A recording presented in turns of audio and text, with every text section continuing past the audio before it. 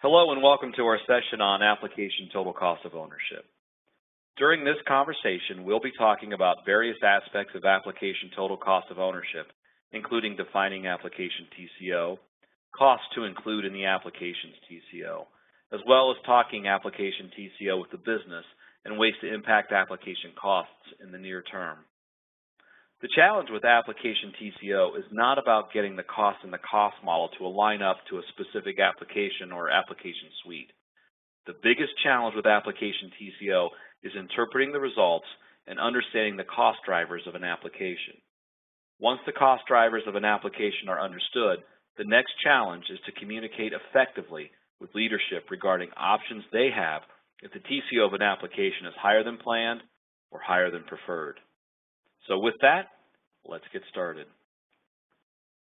We begin with defining what we mean by application total cost of ownership.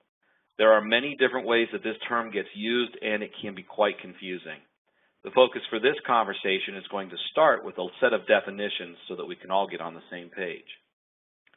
Technically, the total cost of ownership is the cost of owning an asset from the initial development of requirements to the design of the solution, the building and testing and integration of the solution, the implementation and deployment into our production environment, the operation of the application once it's in production, and the identification of enhancements. Once enhancements have been identified, we begin requirements all over and the process continues. At some point, the application is no longer viable, and we begin the process of retiring and completely shutting it down. For many enterprise applications, this total life cycle could actually be several years or perhaps even decades. The length of the life of an application makes tracking and understanding the total cost of ownership, particularly for applications that are already in production, potentially quite challenging or not even possible. As we start the process of building new applications, however, we can begin to capture the important metrics and financial information that will allow us to understand the total lifecycle cost of that application from inception until it is retired. Given that there are applications already in production for which there will be little or no information about their cost to build or develop and deploy, let alone potentially years of cost spent in maintaining them in production, we have to have a definition of TCO that is both relevant and useful in our current state. For that reason, many organizations focus on an annual TCO or an annual total cost of ownership as a way to better understand what they can do in the near term and how much influence they can have on the cost of an application that is currently in production. Annual TCO, by definition, contains the same list we talked about in the previous definition of total cost of ownership, but it restricts those definitions to a 12-month or a 24-month or a 36-month perspective. While this doesn't provide a complete and total long-term understanding and potentially could underestimate the total cost of applications that have been in production for some time, it is at least a comparative way that we can begin the conversation around the applications in the portfolio in an insightful and meaningful way. Total cost of ownership from an annual TCO point of view looks at discrete and specific elements of cost related to supporting an application that's already in production. These particular costs are usually easier to identify and typically can be found within the IT cost model already in use by the organization. The elements of annual TCO include things like the purchase cost of new hardware and software related to the application, repairs or break fixes that need to take place in order to keep the application up and running, ongoing maintenance that's been scheduled for the application, and any upgrades coming from the vendor. Application support includes incident management, problem change management, and other similar types of support activities. The other two elements that are considered part of this annual TCO are security and training. Security can be particularly challenging to identify or isolate for specific applications, and so it may be necessary to pull security out and have it allocated back as a percentage of the overall security cost. Training is typically not inside the cost centers for any of IT for any application. This training refers to the training of end users and how they use the application itself. One of the key things that many organizations find is that they have significantly underfunded training, and this definitely impacts their overall annual TCO, as well as the long-term benefits they get from the investments they've made in the application. One of the common indicators of underfunded training is when a large number of incidents on the help desk are related to training questions. Training on an application through the help desk is a very expensive way to train your associates, and it will significantly increase the operating cost of any application.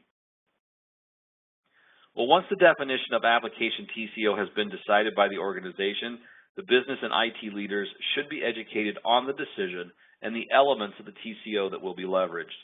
In this way, they're also clear about what we mean when we say total cost of ownership and when we ask them to weigh in on an application decision within the TCO context going forward.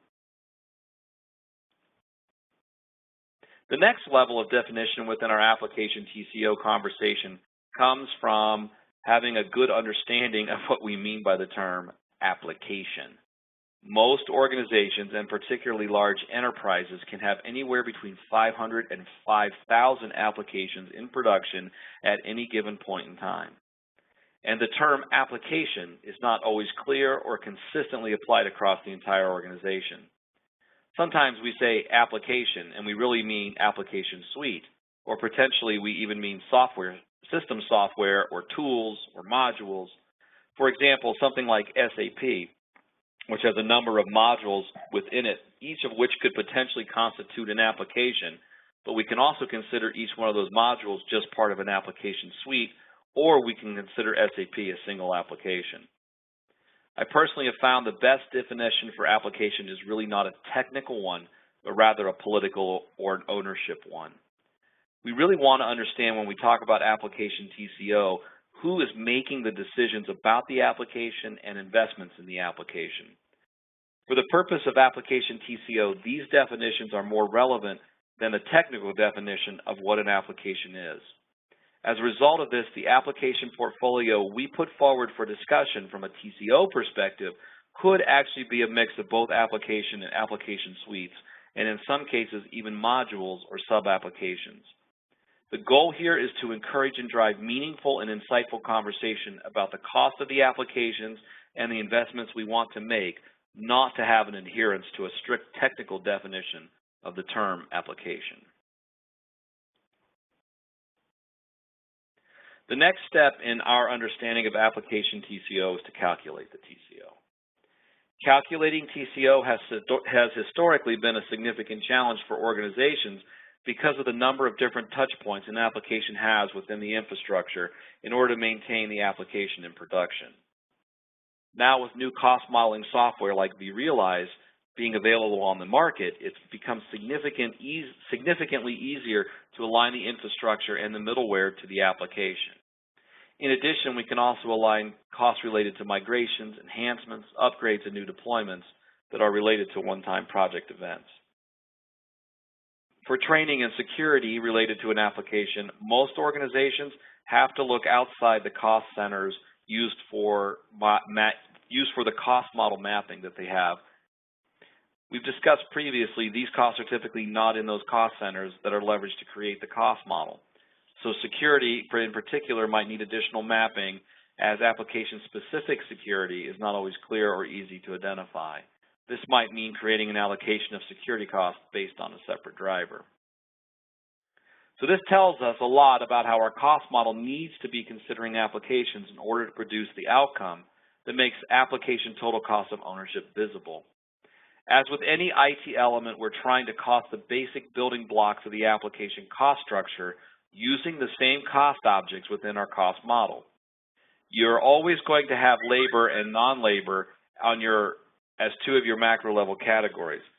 Labor should be divided up between the cost to maintain an application and labor that's toward maintenance activities, and labor that's for enhancements or changes to the applications through project work. In addition to the labor cost, the non-labor elements related to the application need to be determined as well. And this is where your cost model becomes an enormous benefit for the organization, particularly one that's automated with the proper linkages. At this point, I want my cost model to link up the data center and the network costs, the storage and compute cost, the operating system and database expense, and the middleware elements that are related to supporting an application. For many organizations, this can be particularly challenging if they've not maintained a relationship between how all the infrastructure itself is organized and how that infrastructure is linked to specific applications or application suites.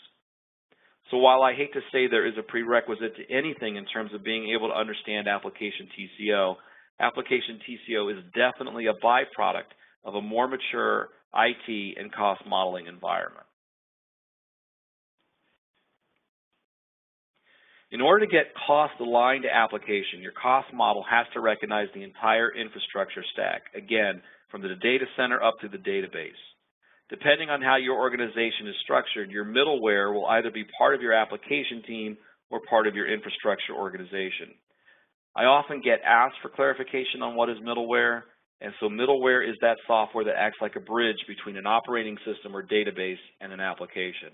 And there's a large variety of different software products on the market that perform this function. From middleware, the mapping up to the application or the application suite is done. Within your cost model design, labor for infrastructure and the infrastructure layer should be part of the costs that make up those infrastructure cost objects. The application TCO is not interested in that layer of labor costs. The same would go for labor related to middleware services. When these services are mapped to the applications, it's assumed that mapping includes both the labor and the non-labor required to deliver those services. The labor elements the application TCO is interested in making visible is the labor associated with supporting the application or changing the application. That labor should be broken down between labor to maintain and labor for projects that are enhancements and or capabilities that are being added through a project effort. I have to pause here because inevitably this is where someone will ask the question about CapEx and OpEx. While this presentation is not about methods for managing CapEx within your cost model, I will take a moment to advocate for a particular position. I recommend that your cost model represent an OpEx view of financials. Capital spend matters in terms of total spend and should be brought into the application TCO conversation when there's a substantial investment in a particular application. The capital investment will show up in the OpEx cost model once amortization begins. Again, this is another reason why multi-year views are critical to understand IT costs of an organization, not just application TCO. Enough said about CapEx and OpEx. So once the labor is combined with the non-labor, the application total cost of ownership is clear in terms of what it takes to maintain what is in production today and what is being planned to be spent from projects or changes and enhancements to the environment for the coming year. This model forms the basis of annual TCO. For most organizations, annual TCO will become the decision point and the primary conversation element for both planning and forecasting. The decisions that will come from this particular output will be near-term decisions focused on understanding how exactly the application costs relate to the application benefits and how they should be thought about. The challenge that follows this calculation is understanding and interpreting the results.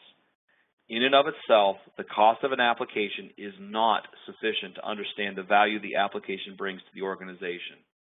Metrics are needed to better understand how the application is being used by the business and whether that utilization is sufficient in terms of the value the business gets for the cost of the application.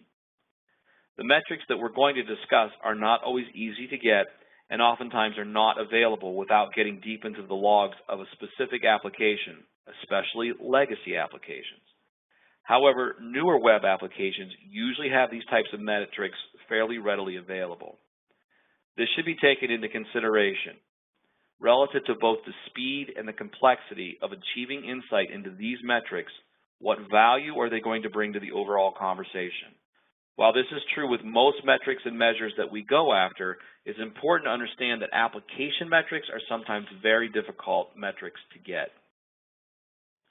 Some possible application metrics are simple metrics like the number of users of an application or the revenue related to a specific application when revenue numbers are relatively easy to find. Other metrics are more complex and look at frequency of login and duration of activities. To really understand application TCO, it's important to have a view of the application's utilization. If you've heard me talk about managing IT costs in the past, you know my mantra that the cost of IT really comes down to two main principles of capacity and utilization. Capacity and utilization are relatively simple to understand for most of the infrastructure stack, and it is important to understand it also relates to human resources and applications. So as we consider metrics for applications, we're looking for metrics that indicate capacity and utilization. Okay, so what are the metrics we can consider when talking about application TCO? We've already talked about number of users. This particular metric is relatively simple to get for most applications. This information is usually readily available in any access management system that is related to the application. It is also typically available through any sort of security efforts that are underway to understand who has access to certain types of applications as well. The number of users metric is a really simple count of who has access to the application. We can take the count of who has access and divide it into the total cost of the application and create a metric, which is the cost per user.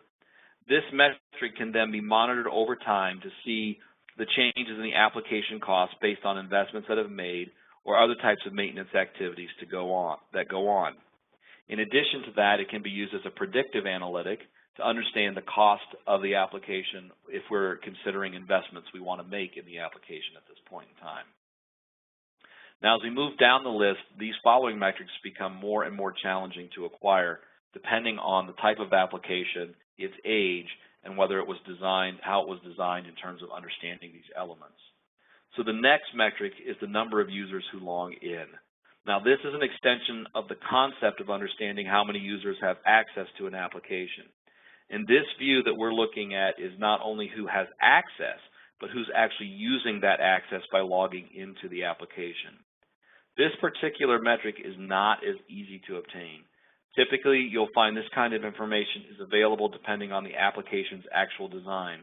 And for legacy applications, these types of details are typically found buried in the log files of the application.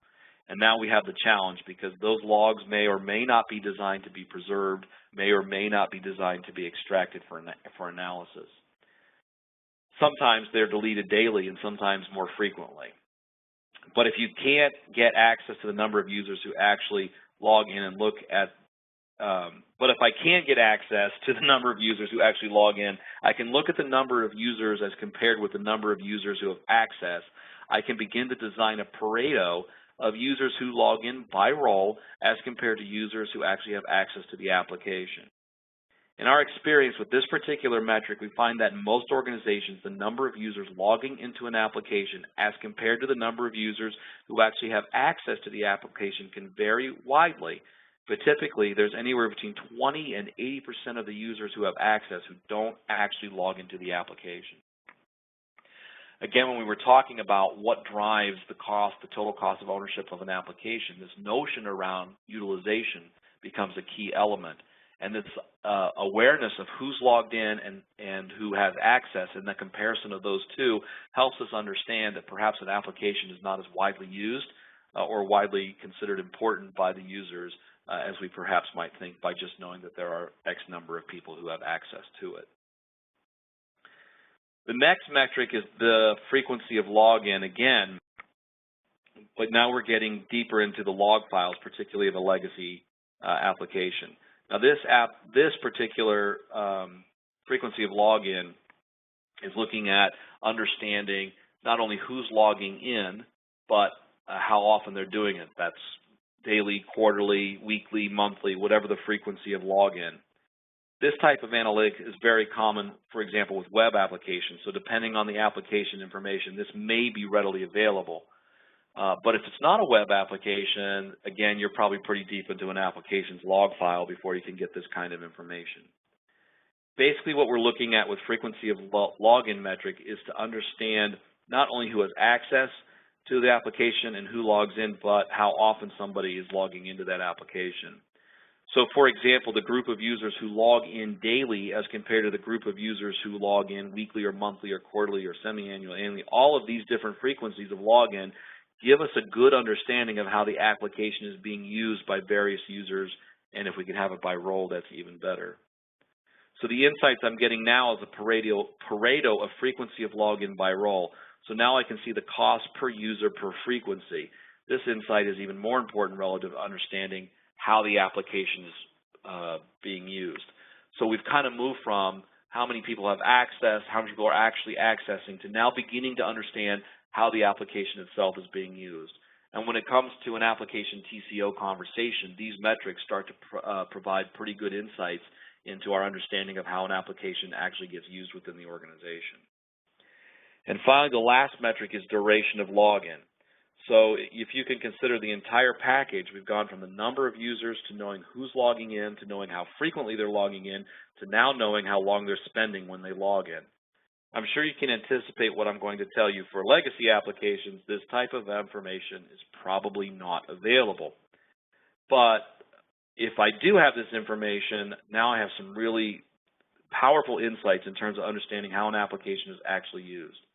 On a web application where there's web monitoring and clickstream monitoring, this is common analytics.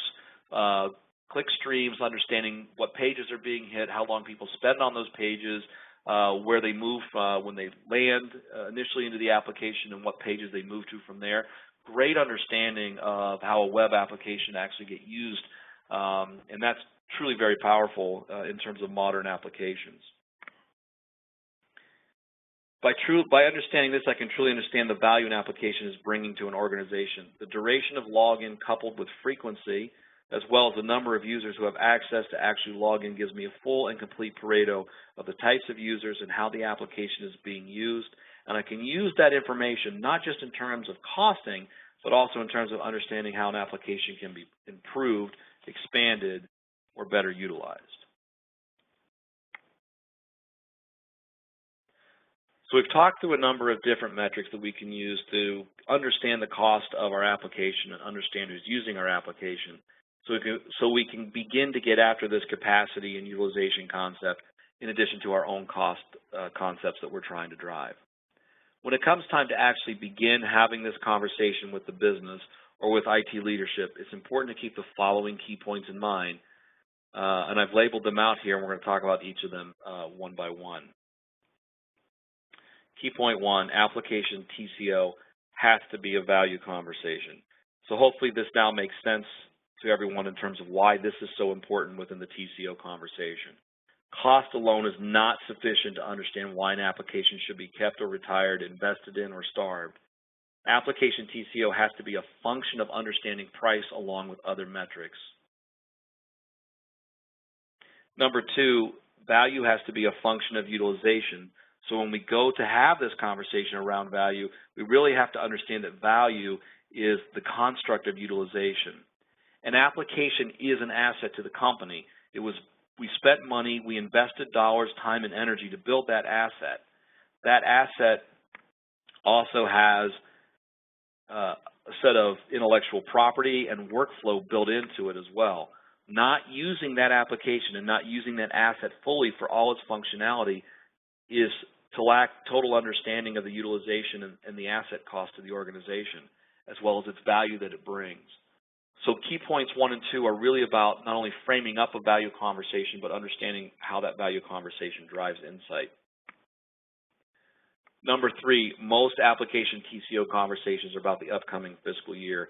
And I will pop over to this Gartner quote, which I find absolutely truthful, and it's one of my favorites. Stakeholders that care about future costs are difficult to find. Typically within an organization, it is about the next fiscal cycle. And so really getting stakeholders to think about long-term implications of decisions they're making can prove to be quite challenging. Most of the conversations are going to happen around what we can do with the TCO in the near term. And so that's why that annual TCO becomes such a valuable talking point relative to decisions you want to make in investing in an application. Extending that annual TCO to look at 36 months is a good framework to begin to push or at least encourage the concept of looking forward and understanding cost of an application, particularly if I can be predictive on a metric like cost per user by taking the cost of the investments we're making in the application today and rolling them forward into that view. Number 4, significantly lowering the cost of an application is extremely difficult and unlikely. So now let me just disappoint you for all the work you've done so far, and this goes to the quote at the top of the page. A significant portion of the total cost of an application over its life cycle is determined before the application goes into production. Now, I'm quoting that. That's me saying that. That comes from a myriad of different sets of research that have looked at the cost of developing an application and then the ongoing cost to maintain that application. Basically, what this is saying is that we're making decisions in the build stage of our applications around expectations of reliability, resiliency, disaster recovery. We're making decisions on the kind of data we're going to store, how those transactions are going to be created, and what the workflow is going to look like. In other words, the overall efficiency of it. And once those decisions are made and built, changing those requires usually significant amount of investment and effort. In fact, it might require a total rewrite or a complete replacement if we're serious about it. And so because of this, there's a reality that the applications that are in production today, while we can sort of influence them on the margins, it's very unlikely that we are going to be able to have a significant impact on the cost of that application through anything that we're doing.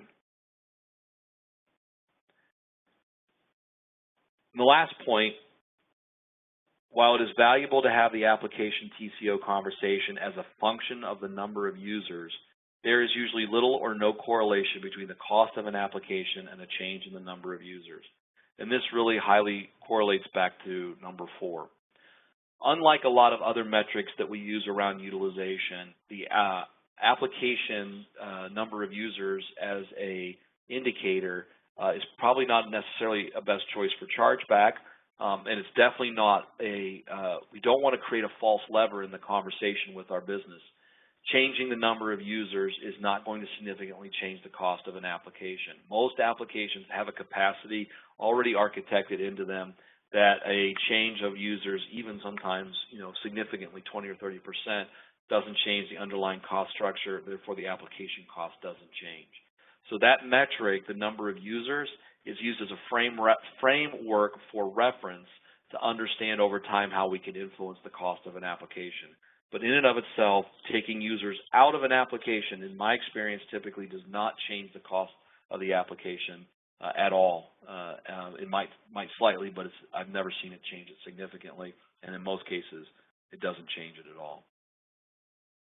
All right, so all that's kind of disappointing. So we kind of ended on a bummer note. So really, what can I do in the near term in terms of being able to understand, the influence I can have on an application's cost?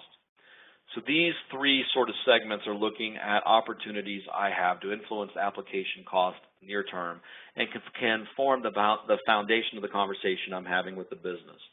So the first is really about focusing on increasing the utilization of the application. So this goes back to decreasing the cost of number of users, but that second metric, who actually log in. And the point here is to go with the notion that the cost of an application is an asset for the organization. And because it's an asset, utilization of the asset should be our primary focus, especially if we can't reduce or eliminate that asset. So focus on increasing utilization of the application. I can eliminate applications with similar functionality. I can increase the training of users. So it's a very interesting set of statistics that came out. Microsoft was one. There was a group of Oracle did it, where they really were looking at the utilization of different elements of software products, and they found that for many software products, 20% of the functionality was the primary usage, and over 40% of the functionality never got used at all. And really training your users on how to use that application and making sure that they're accessing all the feature and function will increase the utilization of the application. Invest in application integrations or improve the user interfaces. So again, this goes to getting utilization up.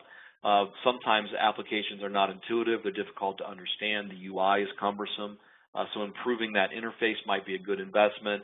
Also integrating that application into other applications. If I have to manually move data from app to app, that's not always appealing. And so integrations make those applications consistently more useful. And then if it's appropriate, make the application mobile, and that'll also drive up utilization. So again, that first group is not really looking at changing the cost of the application, it's looking at changing the utilization. The middle group is really about opportunities to, in the near term, reduce cost associated with an application. So reducing or eliminating small enhancements. And there's a reality about small enhancements. So they tend to add up quickly because they are often ungoverned. They're decisioned lower in the organization, and so there generally isn't a broader perspective of the overall investment portfolio. If utilization's low, I'm not sure I'd be encouraging enhancements unless they're directly related to column 1 activities. We're trying to drive utilization. And you got to keep in mind, small enhancements add to the long-term cost of the application, and so they're part of the investment stream that happens with things that are in production and ultimately drive the total cost of an application. And the last opportunity is really to look for migration and optimization opportunities. Now, this is getting below the actual coding of the application, looking at that infrastructure stack. And the challenge here is you're generally going to have to make an investment, and the opportunities may be limited in terms of what you can do to exercise this. But, for example, you can migrate to a less expensive infrastructure. We saw this moving from physical to virtual, and that possibility exists for some applications moving to cloud. Change your requirements around availability and resiliency, uptime, disaster recovery will reduce the cost of the platform. Now, this is assuming that the underlying cost model you have in place actually has differentiated service levels, and if I migrate an application from one level to another, I'm actually taking that cost out. Optimize workflows and data structures, so looking at how the actual workflows and the data that gets created for transactions, recordings, or whatever, and looking for ways to optimize that, primarily focused at reducing storage costs and compute times. Particularly if I move to cloud, being more efficient with that workflow could potentially move me to a lower utilization of CPU and RAM. And then finally, reduce your data retention or duplication requirements. Again, this goes back to looking at storage costs in particular. The challenge with column 3 is you can spend a lot of time, effort, and energy. In fact, I've seen organizations spend a lot of time, effort, and energy in column 3, and the actual end result is small. It's like a 2 or 3% change in the total cost of ownership for an application.